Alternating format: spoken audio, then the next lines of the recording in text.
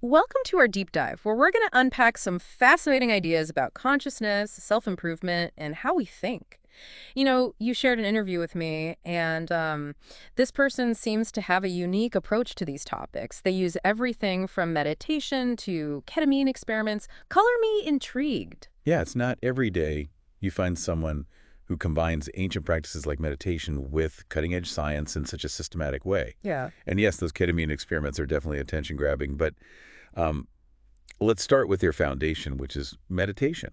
They talk about using it not just for relaxation, but to really dissect their own thoughts and emotions. So it's like meditation on steroids, Yeah. deeper than just trying to clear your mind. Exactly. They're aiming to separate their sense of self from that constant stream of thoughts and emotions that we all experience. Right. And the idea is that much of this mental chatter is actually unreliable and can lead us to make impulsive or irrational choices. That's making me rethink my whole approach to decision making. I never realized how much my thoughts could be leading me astray. Is there any actual science behind that?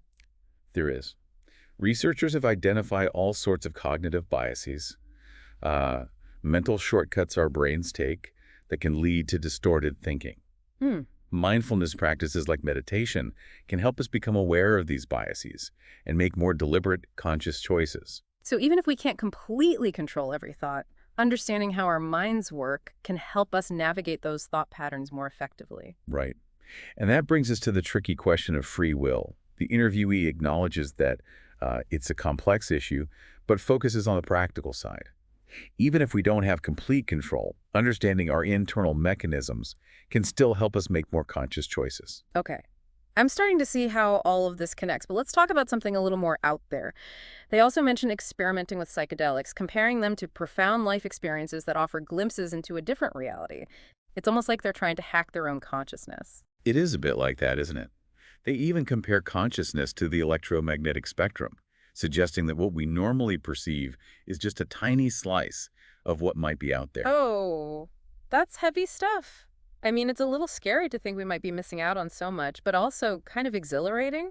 It makes you wonder what's possible if we could expand our awareness. That's exactly the kind of curiosity this person embodies. They're constantly pushing boundaries and challenging conventional thinking. And that doesn't always go over well, does it?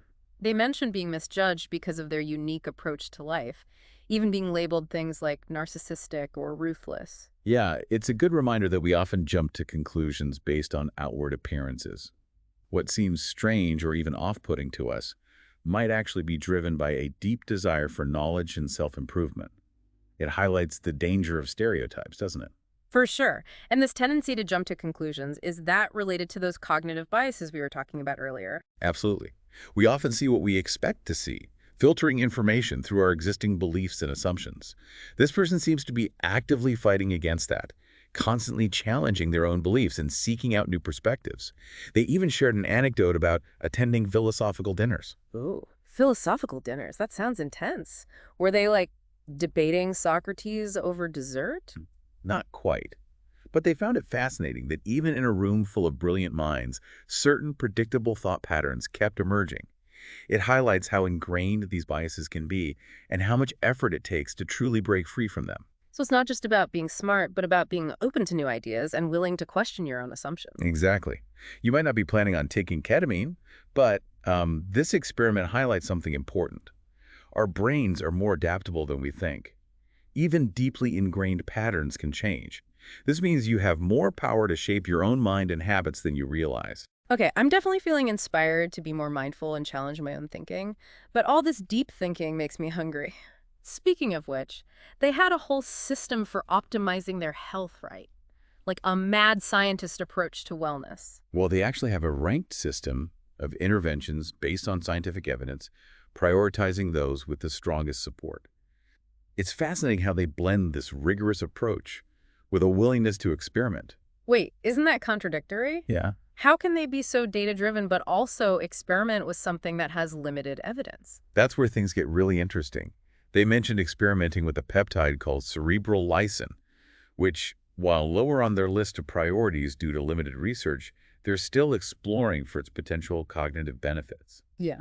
It shows that even with a system, There's room for curiosity and exploration. I get it. It's like they're constantly trying to optimize their own learning process, huh? So they have this massive list of 74 interventions ranging from simple things like taking vitamin D to, well, we'll get to the ketamine later. But even with all that, they still emphasize the basics, right? Absolutely. Sleep, diet, and exercise are still the foundation of their approach. In fact, they credit a combination of lifestyle factors and nootropics for a recent surge in creativity and intellectual output. Now we're talking. Nootropics, brain-boosting supplements, those are definitely on my radar. Tell me more about how they fit into this person's regimen.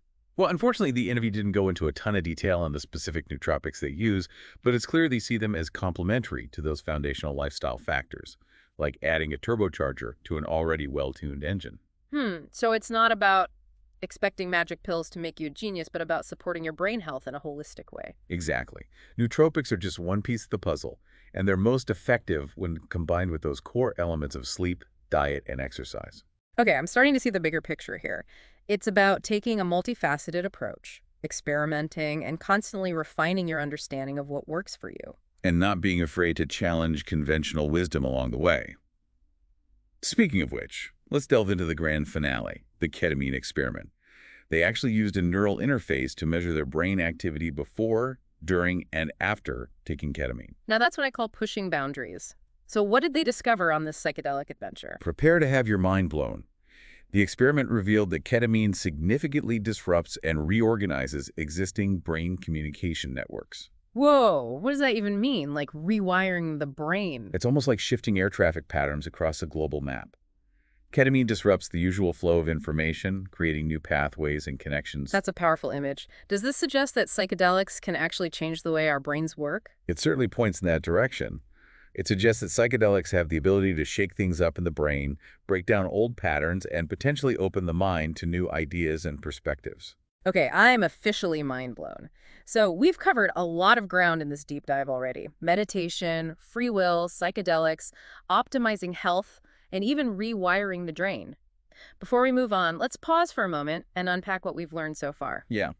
We've seen how this individual takes a systematic yet highly unconventional approach to life and self-discovery. They combine ancient practices with cutting-edge science, constantly seeking to optimize their mind and body, all while challenging conventional thinking and pushing the boundaries of human potential. And they're not afraid to get their hands dirty, experimenting with everything from peptides to psychedelics, all in the pursuit of greater understanding and self-improvement.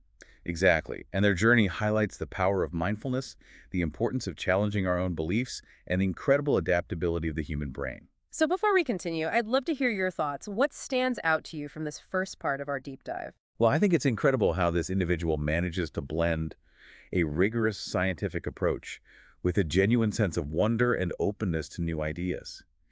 It's inspiring to see someone so dedicated to exploring the full potential of the human mind and body. And they're not afraid to share what they've learned, offering valuable insights into the nature of consciousness, the limitations of human cognition, and the power of self-optimization. But we've only just scratched the surface. When we come back, we'll delve deeper into the world of nootropics, explore the ethics of self-optimization, and ponder the implications of this individual's unique worldview. Stay tuned for more mind-bending revelations in part 2 of our deep dive. Welcome back to our deep dive into the world of consciousness and human optimization.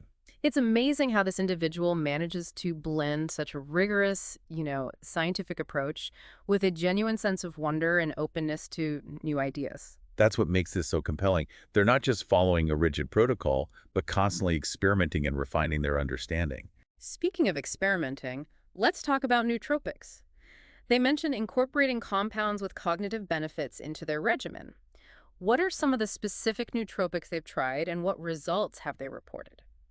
Well, unfortunately, the source material doesn't provide a detailed breakdown of their nootropic stack. Yeah. However, it does highlight the significant increases in creativity and intellectual output they've experienced in recent years, which they attribute in part to their nootropics regimen. So it's not just about, popping pills and expecting like instant genius, right? They still prioritize those foundational elements we discussed earlier: sleep, diet, and exercise. Precisely. Nootropics are seen as a complementary element within a holistic approach to self-improvement. It's like adding a turbocharger to an already well-tuned engine. That's a great analogy. And it brings up an important point about the ethics of self-optimization. Some people might view this level of meticulous self-improvement as excessive or even narcissistic. That's a valid concern. Where do we draw the line between healthy self-improvement and an obsessive pursuit of perfection? It's a complex question with no easy answers. Hmm. However, it's important to remember that this individual's motivation seems to be driven by a genuine desire for understanding and growth, not just superficial enhancement. And their insights, even if they seem extreme at times, can offer valuable lessons for all of us. For example, their emphasis on filtering mental chatter and recognizing the limitations of human cognition is something we can all benefit from. Absolutely. These are principles that can be applied regardless of whether you're experimenting with peptides or simply trying to make more mindful decisions in your daily life. Okay, so we've explored their approach to meditation, psychedelics, health optimization, nootropics. It's a lot to take in. But if we step back and look at the big picture, what does this individual's journey tell us about the nature of consciousness and human potential? That's the million-dollar question, isn't it? Their experiences, particularly with psychedelics and the ketamine experiment, suggest that our everyday perception might be just a tiny sliver of a much larger spectrum of consciousness. If that's the case, what possibilities are we missing out on? What insights and breakthroughs might be possible if we could expand our awareness beyond its current limitations? That's mind-blowing. And a little bit terrifying, too. It's like standing at the edge of an uncharted ocean, not knowing what wonders or dangers might lie beneath the surface. Exactly. It's both exhilarating and humbling. This individual's journey is a reminder that we are still in the early stages of understanding the full potential of the human mind. There's so much we don't know, so much left to explore. And it's not just about, like, scientific exploration, but also about inner exploration, about understanding our own thoughts, emotions, and motivations. This individual's emphasis on self-awareness and mindfulness is a powerful reminder that the journey of self-discovery is just as important as any scientific experiment. Couldn't agree more. They've shown us that true optimization isn't just about enhancing our physical or cognitive capabilities, but about cultivating a deeper understanding of ourselves and our place in the universe. So where do we go from here? How can we apply these insights to our own lives, even if we're not planning on embarking on a radical biohacking journey? Well, for starters, we can all benefit from incorporating some of the practices this individual emphasizes, such as meditation and mindfulness. Even a few minutes of dedicated practice each day can have a profound impact on our mental clarity and emotional well-being. And we can challenge ourselves to think more critically, to question our assumptions, and to be open to new perspectives, even if they initially seem strange or uncomfortable. Exactly. This individual's willingness to push boundaries and explore unconventional ideas is a powerful reminder that true growth often lies outside of our comfort zones. Okay, so before we wrap up this deep dive, let's shift gears for a moment and talk about the philosophical dinners this individual mentioned. They described them as spaces for exploring deep questions and challenging societal norms around intelligence. What's so intriguing about this concept? What I find fascinating is the idea of reframing "I don't know" as an intelligent response. In a culture that often equates knowledge with power, admitting ignorance can be seen as a weakness. But these dinners seem to embrace the unknown, acknowledging that there's always more to learn. It's like that famous quote from Socrates, "The only true wisdom is in knowing you know nothing." It's about embracing curiosity and humility, recognizing that we are all students in the grand classroom of life. And by surrounding ourselves with people who share that mindset, we can create a space for genuine intellectual exploration and growth. It's not about proving who's the smartest person in the room, but about collectively pushing the boundaries of our understanding. I love that. It's like a collaborative quest for knowledge where everyone's insights are valued and the journey itself is just as important as the destination. Exactly. These dinners seem to embody a spirit of intellectual playfulness and a deep appreciation for the mysteries of the universe. It's a refreshing antidote to the often rigid and competitive world of academia. And it reminds us that learning should be a joy, not just a chore. When we approach new ideas with curiosity and a sense of wonder, we open ourselves up to a world of possibilities. Well said. Now, before we move on to the final part of our deep dive, let's take a moment to reflect on what we've learned so far. This individual's journey has challenged our assumptions about consciousness, self-improvement, and the very nature of reality. They've shown us that there are many paths to understanding, and that true optimization involves a holistic approach that encompasses mind, body, and spirit. And they've reminded us that the pursuit of knowledge should be driven by a genuine desire for growth and understanding, not just a quest for superficial enhancement. Stay with us as we continue our exploration in the final part of this episode. As we wrap up this deep dive, I can't help but think about how much we've learned about this individual's journey. It's been like peeking into a different way of thinking about life and how to approach self-improvement. It really has been a fascinating exploration. From meditation to psychedelics, health optimization to nootropics, we've covered a lot of ground. And one of the things that keeps coming back to me is this idea that what we typically perceive as reality might just be a tiny fraction of a much larger spectrum of consciousness. Yes, that concept really challenges our understanding of what's I mean, possible. it does. It's like we've been looking at the world through a narrow keyhole, and this person is urging us to open the door and explore the vastness beyond. But how do we even begin to do that? It's a big question, for sure. But I think the first step is cultivating a sense of humility and open-mindedness. We need to be willing to question our assumptions and embrace the unknown. So letting go of the idea that we have all the answers and being okay with not knowing everything, that's not always easy, especially in a world that often values certainty and expertise. That's true. But remember those philosophical dinners we discussed? They embraced "I don't know" as an intelligent response. Maybe that's a good starting point. Recognizing that there's always more to learn and more to discover, both within ourselves and in the world around us. It's almost like a shift in perspective, isn't it? Instead of feeling pressured to have all the answers, we can embrace curiosity and explore with a sense of wonder and possibility. Exactly. And the practices this individual emphasizes, like meditation and mindfulness, can be powerful tools for expanding our awareness and tapping into those deeper levels of consciousness. Right. It's about paying attention to our thoughts and emotions, but also noticing the spaces between them. Those quiet moments where new insights and connections can emerge. Hmm. And it's not just about individual exploration either. By sharing our experiences and insights with others, we can create a collective understanding, helping each other navigate these uncharted territories. That reminds me of those philosophical dinners again. It's about fostering a sense of intellectual community where everyone's contributions are valued and we can learn and grow together. Well said.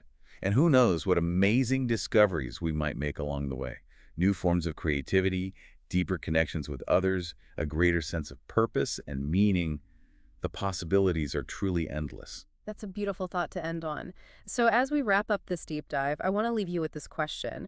If our everyday perception is just a sliver of a much larger spectrum of consciousness, what might you be missing out on? What unexplored potential lies within you, waiting to be discovered? Keep exploring, stay curious, and never stop questioning the boundaries of what's possible.